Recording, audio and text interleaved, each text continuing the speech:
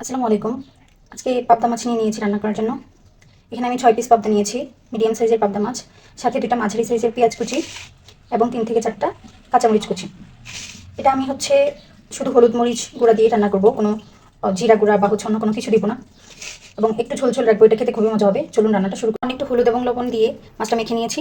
এখন অল্প একটু এটা ভেজে কড়াই গরম করে দিয়ে দিচ্ছি রান্নার তেল। তেলটা হালকা গরম হয়ে আসলে মাছগুলো দিয়ে দিব। এই তো তেল গরম হয়ে আসছে, ভাজার জন্য মাছগুলো দিয়ে দিচ্ছি।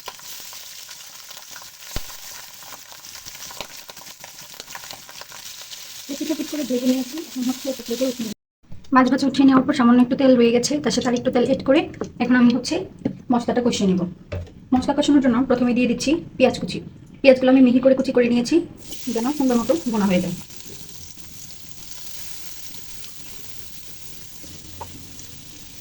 পেঁয়াজের কালারটা হালকা একটু যখন চেঞ্জ হয়ে আসবে, তখনই আমি লবণ এবং হলুদ মরিচের গুঁড়া দিয়ে দিচ্ছি।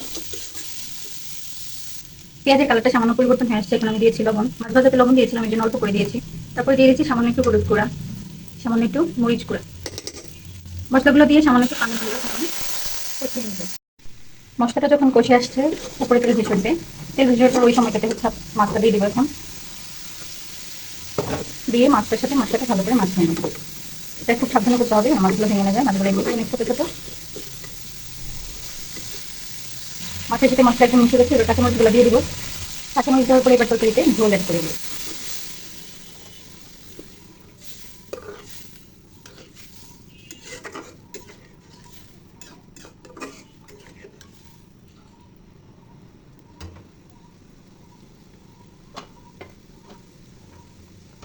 এখন ঢাকনা দিয়ে ঢেকে বাকি রান্নাটা করে নিব।